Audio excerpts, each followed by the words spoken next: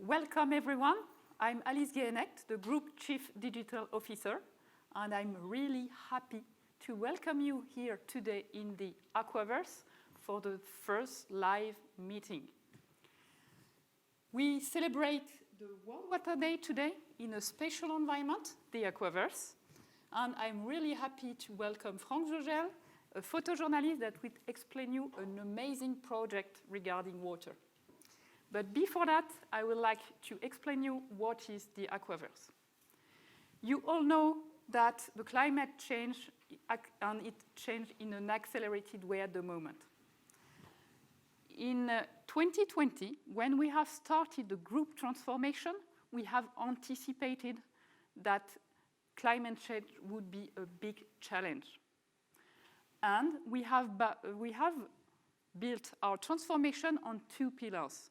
First, of course, is CSR, with our purpose, Mission Water, and the second pillar is digital. And from the beginning, we have thought about having an environment to accelerate digital innovation. That's why we have created Aquaverse. What is Aquaverse? First, Aquaverse is a methodology in 3 steps. The objective first is to scan what are the territories' challenge regarding hydric transition. The second objective is to showcase how SAUR with digital is managing this challenge. And the third step is to define a dedicated and adapted solution for each territory, each of your clients, to have its own action plan to fight against the challenge of climate change. We have a big ambition regarding Aquaverse. We hope that in 5 years, it will become a must in hydric transition of the territories. But most of all, we hope that Aquaverse will become the water hub. It means all the innovation in the sector will come to Aquaverse. And don't forget that Aquaverse is first your tool and your environment. And we will be very happy to welcome you, as we have already started with some clients, and we will welcome new clients in the following weeks, such as Saudi Arabia and Spain. So come to the Aquaverse to accelerate your digital and water innovation. Now I leave the floor to you, Franck, to explain your project regarding transboundary rivers. Thank you very much, Alice, for welcoming me here in this amazing place, Aquaverse. And I'm really happy to talk about a topic I care about a lot since many years now. It's water, and especially today, during the World Water Day. Before starting to talk about the project, I just want to give you some more information, background information, why I started to work on this project. And actually, everything started in 2001 when I had a meeting with alumni from my engineering school. I was doing studies at AgroParisTech. And this alumni told me, you have to travel to see the world before starting your career. And this is what I've done. In 2002, I went for a tour, 1-year tour, hitchhiking around the globe with 1,500 euros. That's not much, but I managed to do it. I lost most of my sponsors, actually, because of 9/11. So I had to manage, I had to find a way. And so this trip was actually to find myself, to take photos, because I had a passion for photos, but I really wanted to know what kind of mission I had. And so I thought meditation would maybe help me. So I was studying meditation in the Indian Himalayas with monks. And, sorry, just launched up here. So this was during hitchhiking, this photo here, when I started the trip. And so I started learning in the Indian Himalayas, and then actually I got the déclic in Burma, in this monastery actually, in the middle of a lake. It's called Lake Indoji, north of Burma. And I realized after doing 7 days of meditation, 4 hours per day, that my mission was not to be a consultant or engineer, was to, actually, I had 4 things I realized. First thing was to travel. I love traveling. then meet new people. Third was to take photos, because I really loved that. And the fourth one was actually to inspire people, like today. I hope I will inspire you. So during this trip, I also met a man who hosted me, actually when I was in Tanzania. And this man told me about the Bishnoi. He told me there is a community in India that lives in harmony with wildlife and nature since the 15th century. And actually, they became ecologists because of a small climate change. So they're living in Rajasthan, in India, in the Thar Desert. And between 1475 to 1485, so during 10 years, there was no rain. So imagine, people got crazy, it was famine, many people died, and one man had a vision. He said, if you continue like this, you will die here. Or you migrate to some other place in India. Or third solution, I imagined 29 rules. If you follow them, I'm sure that you'll be able to not only survive, but to live here in harmony. But you have to change everything. First thing, no more meat. So you have to stop eating meat and protecting animals. And to share with them and with even the trees. So he created the first eco-tax. Actually, all the Bishnoi have to give 10% of the income or the grains to wild animals, especially during the summer. And so, it's just like this, it's a symbiosis. The idea is this, harmony, symbiosis, with animals also. So they share, they protect them. And you see on this picture, you see the gazelles. They are wild gazelles. This man is a Bishnoi priest, and they come just eating in the hand of this man, because they know they don't have to fear from them. So really amazing. When I've seen this for the first time, I was like, wow, crazy. And then they also have to plant trees to stop the desert to go forward. So, and they have to water trees. So every Bishnoi has to plant one tree a year and to share the water with him, with the tree, during 1 to 2 years, depending on the type of tree. And so when I was staying with them, actually I stayed 6 months in total during 1.5 years, 6 months in total with them.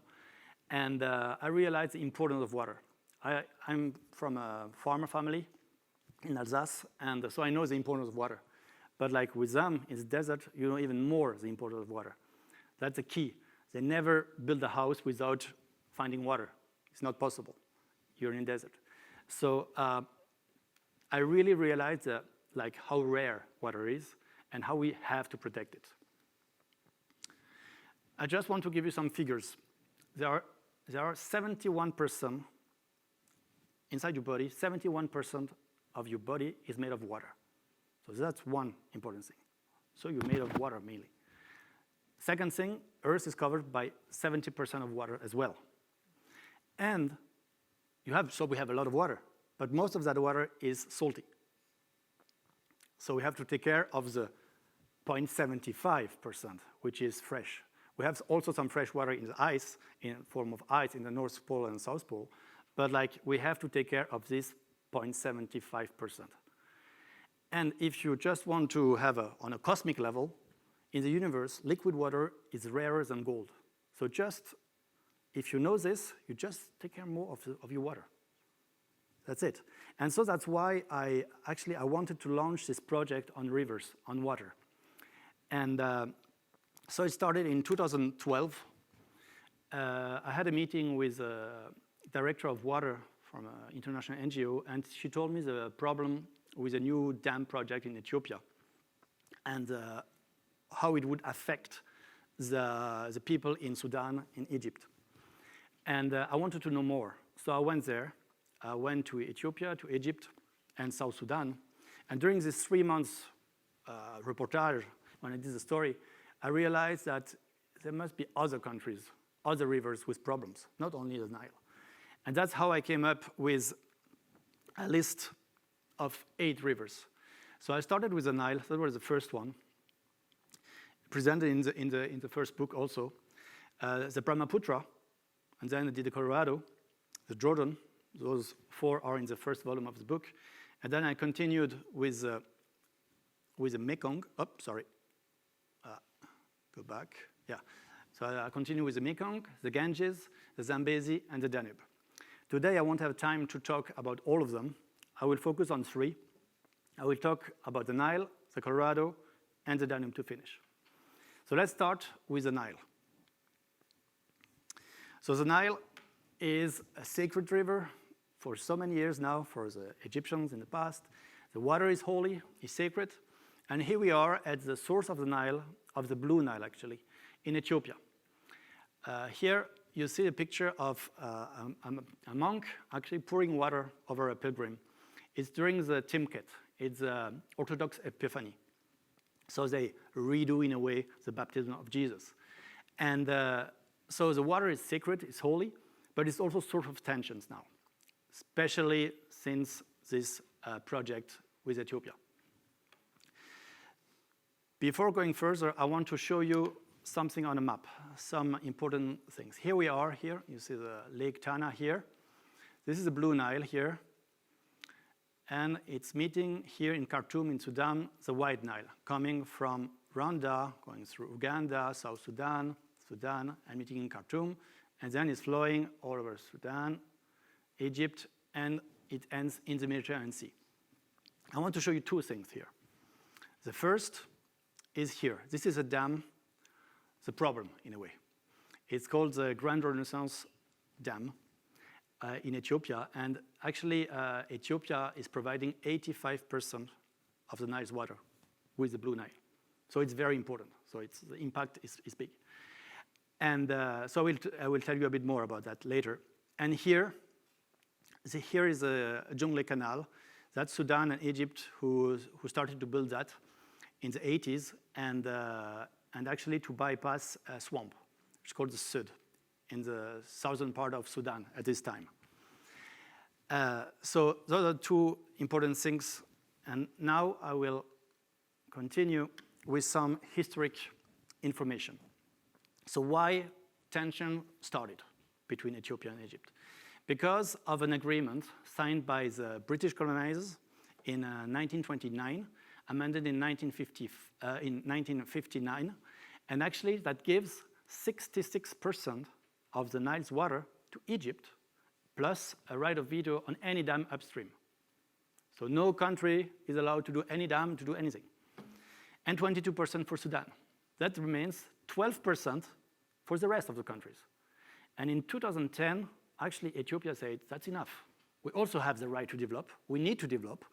It's not possible that you take everything and we have nothing. We have a growing population, we have to develop. And so in 2010, Ethiopia started to, actually they signed a counter agreement with 4 other East African countries, and they started the Grand Renaissance Dam project. And so it's almost completed now. Many tensions since it was built. Even Morsi almost sent fighters when he was president to bomb the construction site in 2013. But now it's almost completed. And but there's still no agreement. So the tensions are still here. We don't know what's going to happen, but tensions are still here. Here is a picture of a girl selling T-shirts with a dam. So Ethiopians are very proud. It's a national pride, this dam. It's a symbol of development, to become a country, to have electricity for everyone. This is what they really expect. And but this dam is also a symbol of tensions. And since 1978, that was the time Egyptian President Sadat said, if you touch water, that could bring me to war. And it's still the same message from President Sisi today. So tensions are real. It's not just fake. And with climate change, with the growing population of Egypt, they have to find a way, especially if there is less rain, could trigger problems, and eventually a war. Nobody knows. So let's continue on the White Nile, I told you before. Here, I'm on a barge from the capital of South Sudan, Juba, going to the canal, the Jungle Canal, I told you before. And the swamp, the third swamp. And so I wanted to see it, this canal and this swamp. So the swamp actually is very rich in fish. And you have tens of thousands of people living there. And actually, in the 80s, when they started to build the canal, these people here, the majority are Dinkas, Dinka tribe. They realized that if this canal is completed, they will have no more water at all. All the swamp will be dried up completely. And so they realized we have to do something. Otherwise we die. Otherwise we lose the fish, we lose everything. So they decided in 84 to attack the construction site. At the time, it was a French company who was building this canal. And so they took hostages. And actually, it's the beginning of 20 years of civil war. Millions of people injured, dead, 20 years. And the birth in 2011 of a new nation, South Sudan. So imagine, when you look at this picture, this machine, this enormous machine, is a symbol of the first water war, real one, contemporary water war. And my book is called Transboundary River, Will Water War Happen Again, or will it happen? And actually, during my first story on the Nile, I said, yes, or it happened already, actually. I didn't know before, but I really saw it here. And I was talking with the people, and I realized, wow, okay, it started.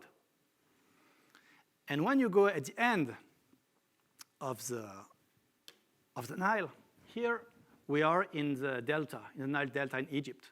When you look at this, here's a place where they grow everything.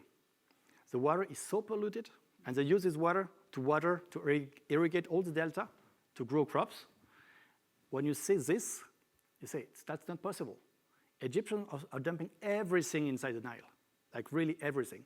Wastewater, illegally, I've seen it by my eyes. I have photos of this. It's crazy. And because of corruption, mainly this. And plastic, dead animals, everything. You find everything there.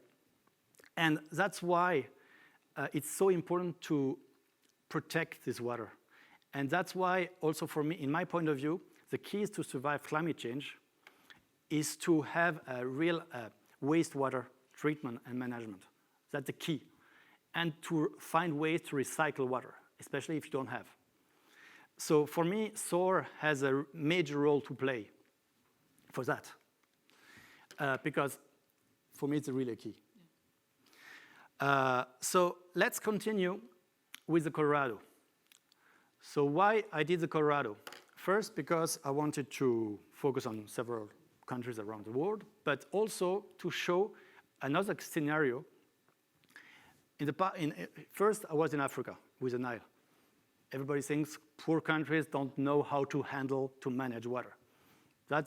Everybody's thinking this. But you'll see with the Colorado, it's even worse. And this is the first country in the world, supposed to be. And I will tell you the story of the Colorado. Here we are at the Grand Canyon.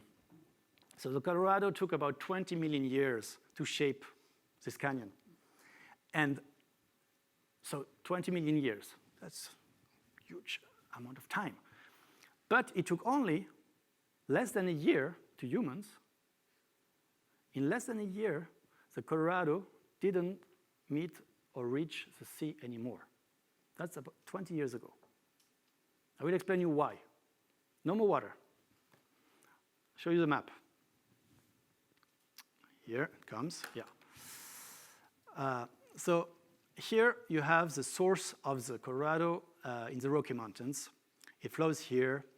You see Lake Powell here, first big dam, Glen Canyon Dam. Then you have the Grand Canyon here. Then Lake Mead, Las Vegas just nearby, Hoover Dam. Then you go down south, up to the border with Mexico, and the last American dam here, Morelos Dam. And then, nothing, since 20 years. It's dry. I just want to show you two things on the map. The first is here. This canal here is called the All-American Canal. This brings water from the Colorado to the Imperial Valley here. And the other part is here. Here you have the Navajo Nation, Navajo people. And here you have the San Juan Mountains. I will explain you why I'm focusing on this. So just remember, Navajo Nation, San Juan, and the Imperial Valley, and the All-American Canal. Continue, up, yeah. Here we are at Glen Canyon Dam and Lake Powell. First thing you see, the water level is dropping. You see? The Navajo calls this, here's the marks. They call that the bathtub marks, which is really, you can imagine what it is. And it's going down. And this picture has been taken, actually, I did the story in 2015, so some time ago. The situation was bad already, but now it's even worse. And so first thing you think, okay, less rain, climate change, evaporation, all this. That's all true. But what is the real, why is this Colorado, this mighty Colorado, not reaching the sea anymore? I will tell you a bit more about that. So at this time, so in 2015, the governor of California said, we are in a crisis, in a water crisis. On TV, there was many debates about that. And normally in California, you should have this kind of gardens, desert gardens, not lawns like this. But most of the people have lawns. It uses a lot of water, golf course, all that. And so on the TV, on TV they had to beat the drought. We have to find ways. And they pointed always towards two actors. The first one was almond producers. You heard about this? Almond producers, bad guys. Okay? And Las Vegas. Of course, Las Vegas, you have a city in the middle of a desert using a lot of water. 2 million people living there, 40 million tourists a year, bathing, showering every day. But actually in Las Vegas, of course they use a lot of water, but they have a water police. So they really care about it. They know that they have to take care of water. And for these fountains, the Bellagio fountains, they use recycled water, which is a good way. And when you look at the figures of the amount of water used by cities, industries, golf course, it's actually only 30% of the Colorado water. So tell me, where's the rest? Yes. Where's it going? 70%. I'll tell you later. But first, I want to show you the Navajo Nation, which is getting drier and drier. It's just awful. All the water pipelines have been canceled, postponed. The only good news I heard, it's end 2022, they managed to get a water pipe being awarded by the federal government. So they will get something. But during so many years, they got nothing. They even had to fight between villages, I've seen it. It's awful to see that, fighting for water. And with friends or family, sometimes it's just amazing. And the worst for me is, after meeting with the Minister of Water, Navajo minister, I passed by this veterans cemetery. And I've seen this torn American flag. And I realized, okay, that's the best symbol of the people who have water, white people mainly, the top, and people without water, without access to water, Native Americans or indigenous people. And so it's like two ways. And for me, it's even sadder because when you know that the Navajo are so important in the way we live today, nowadays, because they helped win World War II. Without them, we would be in a Nazi state here in France. Because actually they were radio operators during World War II. And the Nazi never managed to break the code, the language. And that's why we won the Second World War. So, and you see them treated like this, for me it's just impossible to see that. And I know I have still connection with them, and it's really, I'm a bit sad to see that. But what can I do? Just talk and try to inspire and spread the message. And on the same time, in Navarro Nation, you have a lot of dust roads. And those dust roads actually generate a lot of sand dust. We have a storm, this sand dust is taken away with the wind. And I was working with a NASA team, and they did a study on that. And they actually proved that this sand dust from the Navarro Nation is flying all the way, 200 kilometers away, and covers the snow caps and the San Juan Mountains and other mountains, but they did a study on this mountain. And actually what they discovered is that when you have this sand dust coming on the snow cap, the snow is not white anymore. So there is less reflection, less albedo effect. And so the snow is melting much faster. And in 2013, I was working on this study in 2013, it was the lowest level in the lakes because the snow, all the snow, melted 2 months before the usual date. So at the beginning, you had a lot of water. They had to even to open the dams, but then nothing. And the snow caps are regulating water. And if you have no more snow, so the water level was the lowest. It was in 2015 when I did the study, in 2013, but now it's even worse. In 2023, right now, I'm talking, the water level at Lake Powell is only, it's 22% full. Imagine. So to produce electricity, I don't know if it's going to work. Yeah. And when you go at the end, at the border with Mexico, you see this. Here is a Colorado River in the US. Here is Morelos Dam. And that's the Colorado in Mexico. In the year 2015. And this is just a canal for, actually they sell some water from the Colorado to some rich Mexican farmers.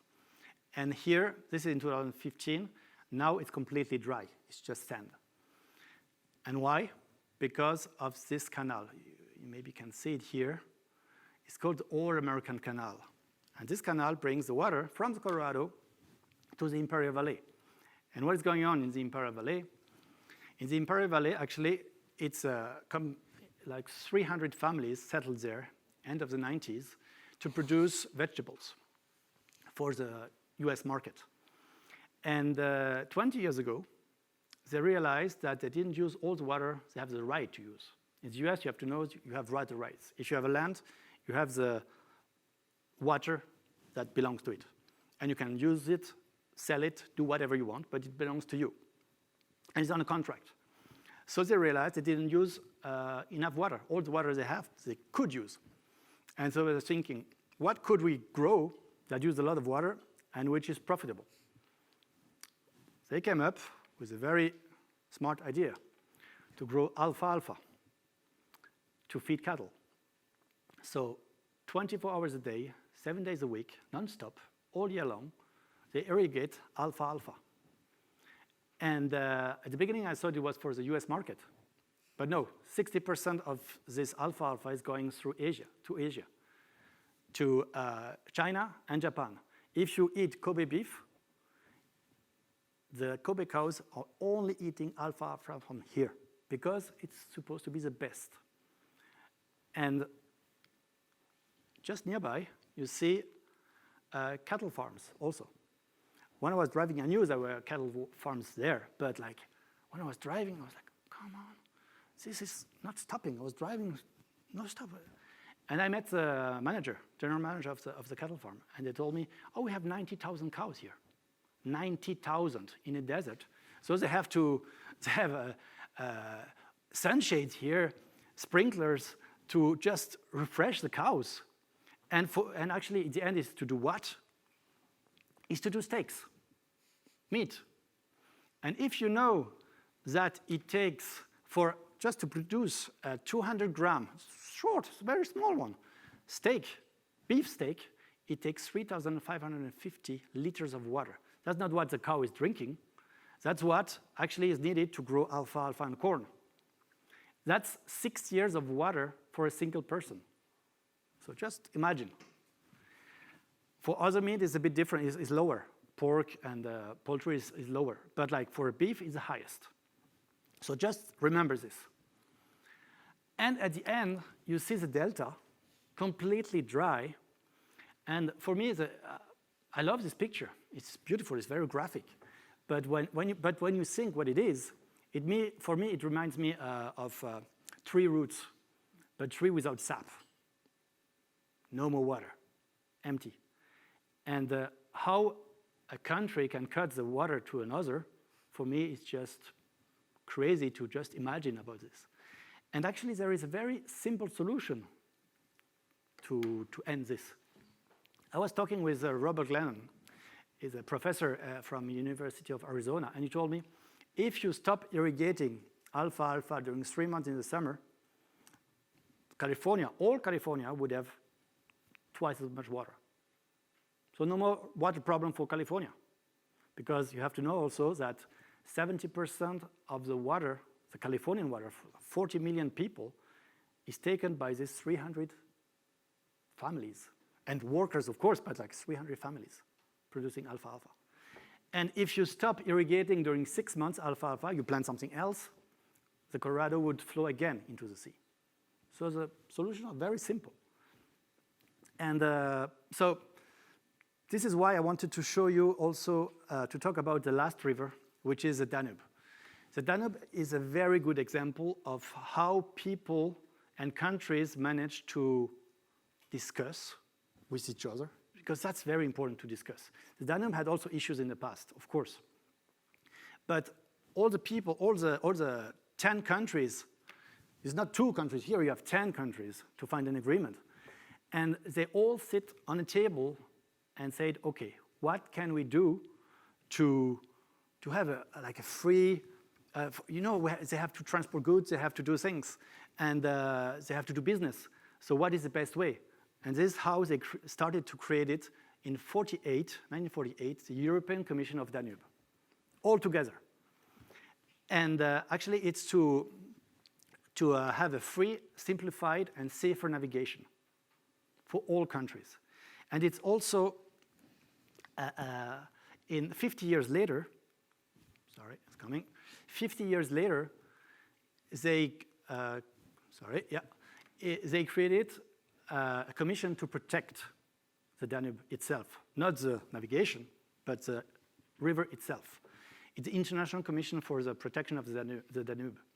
So it's to ensure sustainable and equitable management of the water, to monitor the risk of flooding, accidental pollution, and to reduce the pollution level, which is very smart to do it and to sit on a table. And actually, for the Senegal River, it's exactly the same. There are 2 rivers in the world where they really just discussed and create commissions, and they listen to each other, and it's working. And it's also a link in Europe. It's a link between the poor countries. Here we are in the in Romania and the Danube Delta. The link also with richer countries. Here we are in Vienna, in Austria. So it's like a real link between the countries. And to finish with the Danube, I want to show you just this little example. A big firm, a big company, international company, who actually decided to invest in projects during many years. Sorry, it's coming. During 8 years to protect and resupply water to alluvial areas, who are acting like sponges to avoid floods, all this, and to get back the biodiversity of the area. And it's really, and so big companies like SAUR and other companies, for me, they have to do something. Not only, and whatever company has to do something about water. And this is why SAUR has a role to play, as I said before, for water management, but also for rivers, to protect them. That's one of the key. And to finish my presentation, I just want to tell you a little story about a shaman I met when I did the story on the Colorado. She's called Pat McCabe, and she is a half Navarro, half Lakota. And in Lakota culture, water is life, of course, but it's also a life, able to talk to shaman, for example. And so she knew about that, but she never heard the voice of the water. And one day she was praying in the lake with her drum, her knees in the water, and suddenly she heard a voice saying, "Hey, you hear me?" And she said, "Oh, what is this?" And finally she said, "Okay, that's the water. First time the water is talking to me." And the water was telling her, "You know, you're doing very great to pray here in the water because your prayers are going much further. They will spread much more if you pray in the waters than instead of just on the ground. And you know why? Because your prayers are diffusing in the water. And eventually some water molecules will evaporate from clouds. Those clouds will be pushed by the wind and maybe fall into snowflakes over the Andes. And so you see, your prayers are spreading all over the years. And so they're much more powerful. And you know one more thing? Water actually can also travel in time, because the water we have on Earth is the same water we have since the beginning of the Earth, since 4.5 billion years. It's still the same amount of water, same molecules. And those molecules are the same here, and the same the dinosaurs had, your grandparents had, I have now, and your great-grandchildren will drink also. So it's a real way to unite all human beings, and not only humans, everybody on Earth, with the past, the present, and the future. Thank you very much. Thank you, Franck. It's really, really inspiring, and thanks for your testimony. Maybe I will ask the first question to you, because this is really inspiring. You're talking about water, but humans. How do you feel the discussion is moving across the world on water? Do you see that we are making progress on discussion between humans, or what is your feeling? Yeah, I think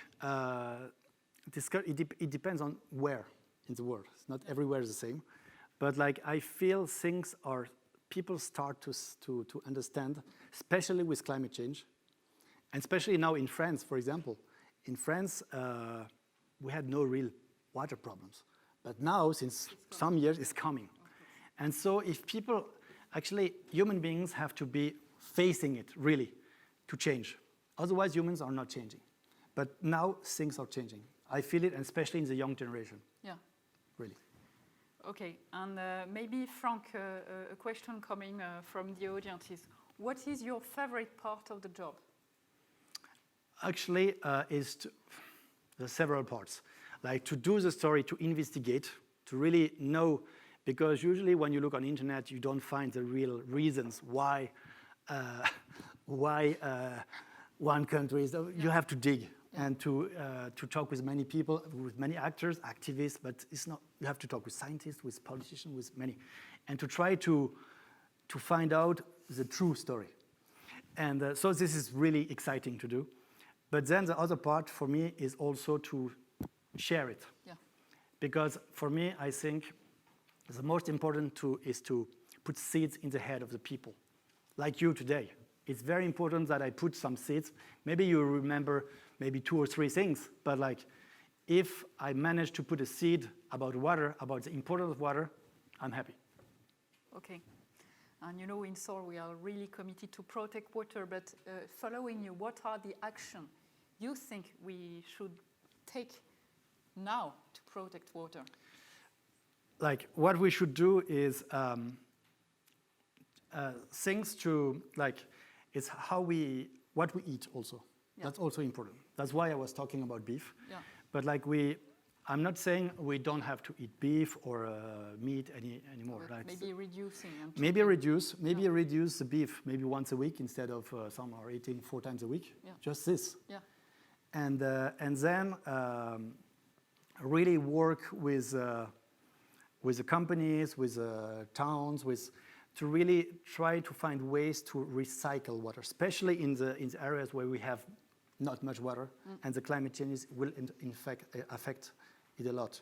So, and actually it should be done everywhere, like recycling. Even if you have a lot of water, maybe a way to share with others.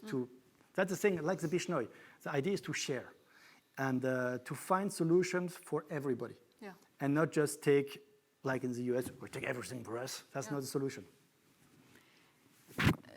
One question comes from me, I think. Alice, thanks for presenting the Aquaverse. You mentioned it as an international hub. Does it mean you will welcome startup also? Yes. I will refer on what you have just said, Franck. You have talked, in fact, about water technology that can help to reuse, to change the way we manage water. And you talked about wastewater particularly. And the second topic is around behaviors. Yep. And we strongly believe that the Aquaverse could be the place where we could put technologies, I mean water technologies, but also digital technologies, to change the way we treat water, accelerating reuse of water, and accelerating the change in mind. You have already, I think, heard about nudge. It means how to influence people to make them change their behavior. And we strongly believe that digital will become something key to change behavior. And we want to welcome startups to be a hub of technologists on water and digital in the future to innovate and to be committed to this mission water. Another question coming. Alice, what kind of customer do you welcome at the Aquaverse? Only municipality? No, not at all. The objective is to welcome, of course, territories, but also industrials, because we are trying and we are committed to manage water better. Of course, industrials are big consumers, so we have to help them, of course, to optimize their processes and the way they consume, and they recycle water as well. So, of course, industrials are fully welcome at the Aquaverse. Franck, why didn't you finally work as an engineer working to preserve and protect water? You would have had an impact on water too. Yeah, that's true. That's true. But like as I said during my presentation, during my trip, my world tour trip, I realized that my mission, I would have more impact. Like really, I thought about this, and I would have more impact by doing these stories and spreading the message. I think not everybody has the same mission. And mine, I found it, and I know that it's this one, and I feel great in this job. So I'm okay. Like I'm not regretting. You have here. SAUR is perfect. You have so many engineers. And as you said, you're the one that across the country is able to just understand, diagnostic what is the situation between all the stakeholders. Yeah, exactly. So you're a kind of doctor, in fact. Huh? Franck, we've just seen your work echoes to our group. We should take care of what should we take care of as a water company? What your recommendation to SAUR? My recommendation to SAUR is like